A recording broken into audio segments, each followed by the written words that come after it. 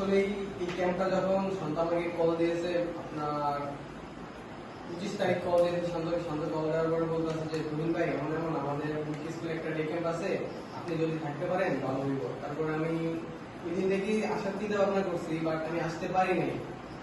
তো আমি আসছি 27 তারিখ আসার পর শান্ত আমার আবার কল দিয়েছে যে রুবিন ভাই আপনি ঈদের পরের দিন থাকতে হবে, একবার মাস্ট বি।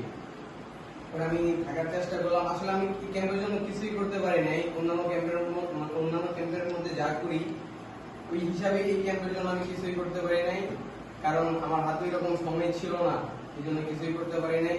আসলে অনেকে আপনারা অনেক কাজই করছেন, যেমন আমি সারা এমদাদুল্লাহ কচিবে আছে, আরো সিএম আছে, রিপন আছে, আপনারা সবাই সব কাজ করছেন, ভালো করেই করছেন।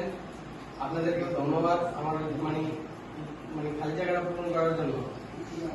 তো আসলে যে আমাকে যে দায়িত্বটা দেওয়া হয়েছে আসার পর পুরের দায়িত্ব আসলে সম্পূর্ণ ভালোভাবেই চলছে, বাট আপনারা না থাকতেন আমি একলা এটা ক্যাপচার করার মতো আমার সামর্থ্য ছিল না, কারণ রুম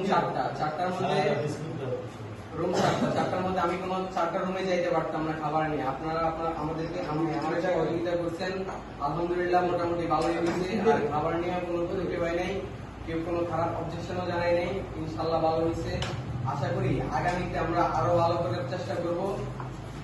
আর আমার জানা আমার এই লাইফের ফার্স্ট, আসলে ভাই লাইফের ফার্স্ট একটা ডে ক্যাম্প করছি, আরো অনেক ডে ক্যাম্প করছি, প্রায় আমার 15টার উপরে ডে ক্যাম্প করা হয়েছে আমার লাইফে। এই ফার্স্ট এত বড় আয়োজন, এত বড় ভালো ডে ক্যাম্প হয়েছে, এটা ধন্যবাদ।